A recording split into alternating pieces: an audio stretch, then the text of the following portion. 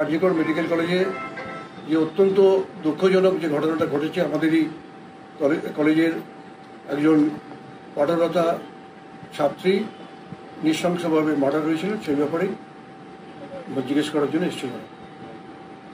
সেই দিন কি আপনার সঙ্গে সন্দীপ বাবুর কোনো কথা হয়েছিল? উনি হসপিটালে পৌঁছানোর আগে আপনাকে কিছু বলেছিল? সেটা জিজ্ঞেস করেছিল এবং আমার সঙ্গে কলেজের প্রিন্সিপাল আমাকে ফোন করেছিল 10টার পরে, এবং সেটা ফোন করেছিল আমি ওখানকার রোগী কল্যাণ সমিতির আমি সভাপতি, এবং যার জন্য আমাকে ইনফরমেশন দেওয়ার জন্য ফোন করেছিল। সুদীপবাবু, ওই দিনকে ঘটনাস্থলে আরজি করের সঙ্গে যারা যুক্ত নয়, অভিক দে, বিরূপাক্ষ, তারা উপস্থিত ছিলেন এবং সেটা নিয়ে একটা চরম বিতর্কের তৈরি হচ্ছিল। সেটা নিয়ে আপনি কিছু জানেন কি? এই সম্বন্ধে আমি কিছু বলবো না, তবে এটুকুনি বলতে পারি যে যারা ওখানে গেছে শুধু এরা নয়, অভিক বিরূপক্ষ নয়, আরও অনেক প্রায় 200 জন যে বিভিন্ন ডাক্তারবাবু এবং অন্যান্য অনেকে যারা গেছিল, নেতারা গেছিল, এবং হয়তো বিরূপক্ষ অভিক আমি জানি না যারা স্পটে গেছিল, কিন্তু তবে স্পটে গেছে বলে আমি শুনিনি। আপনার সঙ্গে পরবর্তী সময় আপনি যখন সাংবাদিকদের বিবৃতি দিচ্ছিলেন তখন পেছনেই তারা কিন্তু দাঁড়িয়েছিল। পিছনে দাঁড়াতে পারে, কিন্তু তার সঙ্গে অন দ্য স্পটে থাকার কোনো সম্পর্ক নেই। আর সন্দীপ ঘোষের সঙ্গে যখন আপনার কথা হয়েছিল, কারণ হসপিটাল কর্তৃপক্ষ গোটা বিষয়টাকে সুইসাইড বলার একটা চেষ্টা করেছিল বলে অভিযোগ উঠেছে, আপনাকে কি জানিয়েছিল মৃত্যুটার বিষয়টা নিয়ে? আমাকে আপনারাও জিজ্ঞেস করেছিলেন এবং আমি তখন বলেছিলাম আনন্যাচারাল ডেথ, এবং আমরা তার বেশি কিছু বলতে পারি না। তার কারণ হচ্ছে পোস্টমর্টম হওয়ার আগে কখনই বলা যায় না যে আনন্যাচারাল ডেথের কারণটা কি। আজকে আর কিছু সিবিআই তরফ থেকে মানে গোটা বিষয়ে সন্দীপ ঘোষ আপনাকে ফোন করে কি জানিয়েছিলেন, মানে জানতে চাইছি মানে যে কখন এবং কি? 10টার পরেই সম্ভবত আমি তখন বেরোচ্ছিলাম, যে সেদিকে আমাদের মেডিকেল কাউন্সিলের মিটিং ছিল 12টা থেকে আমি বেরোবার জন্য প্রস্তুত। 10টার পরেই হতে পারে আমাকে জানিয়েছিল, এবং আমি স্তম্ভিত হয়ে যাই, কারণ ওই হাসপাতালে আমার জন্ম, ওই হাসপাতালে আমি কাজ করেছি, আমার বাবা ওখানে পড়াতেন, এবং ওই হাসপাতাল সম্বন্ধে আমার একটা বিশেষ দুর্বলতা আছে, কারণ আমার একসময় আমি বেলগাছের এমএলএও ছিলাম, এবং ওটা বেলগাছের কেন্দ্রের মধ্যেই পড়ে, এবং যার জন্য আমি স্তম্ভিত হয়ে যাই। আপনার বিরুদ্ধে যে একাধিক দুর্নীতির অভিযোগ বিভিন্ন রাজনৈতিক দলের তরফে তোলা হচ্ছে, মূলত শুভেন্দু অধিকারী তিনি বলেছেন যে আরজি করের মেশিন এই হাসপাতালে নিয়ে ব্যবহার করা হয়েছে এবং পুরনো মেশিন আরজি করে পাঠানো হয়েছে, এ বিষয়ে কি বলবেন? এটা কি সম্ভব? আপনি কি মনে করেন এটা সম্ভব যে পুরনো মেশিনগুলো আরজি করে নেবে কেন? আর আরজি করার মেশিন নিয়ে আসবো কেন? কোনো ব্যাচ নম্বর থাকে, যদি কোনো সলিড প্রমাণ দেখাতে পারেন, যে কোনো আপনারা কেউ যদি দেখাতে পারেন যে কোনো মেশিন আমরা আরজিকর থেকে নিয়েছি, কারণ আমার ছোট্ট নার্সিংহোম, এবং অনেক কষ্ট করে 1984 সালে আমি তৈরি করেছি। তখন সেই সময় বামফ্রন্টের আমলে আমি তৈরি করেছি, এবং তিল তিল করে তৈরি করেছি। হাসপাতালের সন্দীপ ঘোষদের বিরুদ্ধে 2021 সাল থেকে একাধিক দুর্নীতির অভিযোগ উঠছে। এই বিষয়গুলো আপনাদের নজরে কখনো এসেছিল? আপনারা কোনো পদক্ষেপ করেছিলেন? দেখুন, ব্যাপারটা সিবিআই তদন্ত করছে কলকাতা হাইকোর্টের তত্ত্বাবধানে।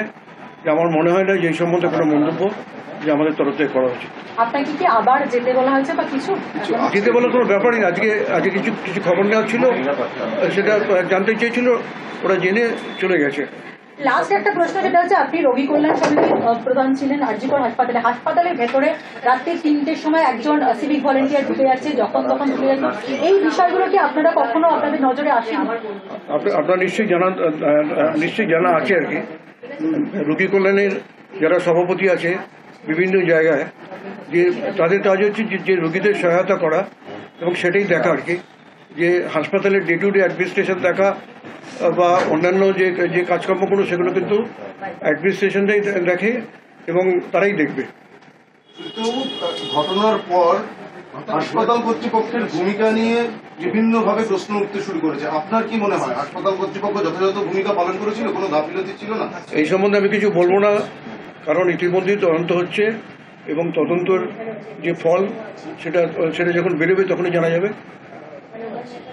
ডাক্তারবাবু, জুনিয়র ডাক্তাররা যে সমস্ত দাবি দেওয়া নিয়ে বারবার প্রশাসনকে মেল করছেন, তাদের যে স্ট্যান্ড এখনো পর্যন্ত সেটা নিয়ে কি? জুনিয়র ডাক্তারদের সম্বন্ধে আমি যেটা বলবো, যে জুনিয়র ডাক্তাররা যারা আন্দোলন করছে, আমরাও একসময় আন্দোলন করেছি, আমি 1971 সাল থেকে আমি ডাক্তারি পাশ করার পর থেকে আরজি করের সঙ্গে আমি যুক্ত, বিভিন্ন ভাবে যুক্ত, এবং 1964 সালে আরজি করে ঢুকেছিলাম ছাত্র হিসেবে। আন্দোলন আমরাও করেছি, কিন্তু আন্দোলনের সঙ্গে সঙ্গে যে রোগীর পরিষেবা যেটা ব্যাহত হচ্ছে সেটা বন্ধ হওয়া দরকার। এবং আমি জুনিয়র ছাত্রদের বলবো যে রাজনৈতিক রঙের যখন ওরা দেখছে না, যে রাজনৈতিক রং না দেখে যে ওদের দাবি দেওয়াগুলো আমাদের মাননীয় মুখ্যমন্ত্রী বলেছেন যে বিবেচনা করবেন, তা সত্ত্বেও যে ওরা কিন্তু রাস্তায় বসে আছে, আমি তাদের কাছে অনুরোধ করব যে আপনারা কাজে ফিরে যান, আপনাদের আন্দোলন চালান, কিন্তু কাজে ফিরতে হবে, মানুষের সেবার সঙ্গে কম্প্রোমাইজ করলে চলবে না। দুটো প্রশ্ন এক সেকেন্ড একটা অভিযোগ জমা পড়ছে এবং অভিযোগ করছে যারা সাফাই কর্মী সাপ্লাই দেয় তারা বলছেন যে আপনাদের নার্সিংহোমের সঙ্গে তাদের কোনো চুক্তি নেই, আরজি করার সঙ্গে চুক্তি নেই, আপনি প্রভাব খাটিয়ে জোর খাটিয়ে এমন 3 জনকে আপনারা এখানে নিয়োগ করেছেন। কোনো প্রশ্নই ওঠে না, কোনো প্রশ্নই ওঠে না। এটা যেটা করছে এটা রটনা হচ্ছে। মানে জোর আপনি এতজন কাজ করে, আপনারা দেখছেন তো এখানে এতজন কাজ করে, এবং এটা মানে মিথ্যে রটনা। আরো একটা অভিযোগ যেটা ওরা বলছিল যে পোস্ট শুধু নয়, এখন অভিযোগ আপনারা জমা পড়েছে হাসপাতালের নানা সরঞ্জাম সেটা আপনার নার্সিংহোমে নিয়ে আসা হয়। একটু আগে তো বললাম, আপনাকে একটু আগে বললাম, ওইভাবে নেওয়া সম্ভব না। কিন্তু একটা বিষয় যে সন্দীপ ঘোষকে শোকজ করা হচ্ছিল, তার উত্তর এখনো পাননি, সেই জায়গা থেকে তার রেজিস্ট্রেশন ক্যান্সেলের বিষয় কি ওয়েস্ট বেঙ্গল মেডিকেল কাউন্সিল কিছু ভাবছে? সেটা ইতিমধ্যেই যে শোকজ করা হয়েছে, এবং আমাদের ওয়েস্ট বেঙ্গল মেডিকেল কাউন্সিলের যে এরপরে যখন মিটিং হবে সেই মিটিং থেকেই ডিসিশন হবে। আক্তার আলী তিনি প্রাক্তন ডেপুটি সুপার যে অভিযোগ করছেন এ বিষয়ে কি বলবেন আপনি? আক্তার আলীর ব্যাপারে কিছু বলবো না, কারণ ওটা সিবিআই তদন্ত করছে, তদন্ত থেকে বেরিয়ে আসবে যে ও ঠিক বলছে কিনা।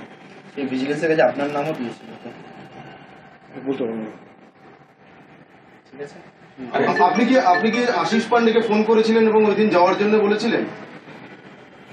ঘটনা যখন আমি শুনেছিলাম যে 10টার পরে, তখন আমি তো বললাম যে আমি স্তম্ভিত হয়ে যাই, এবং আশিস পান্ডে আমাদের ইউনিটের সভাপতি, ছাত্র পরিষদ ইউনিট, আমি ওকে জানতে চাইলাম যে তুই কোথায়।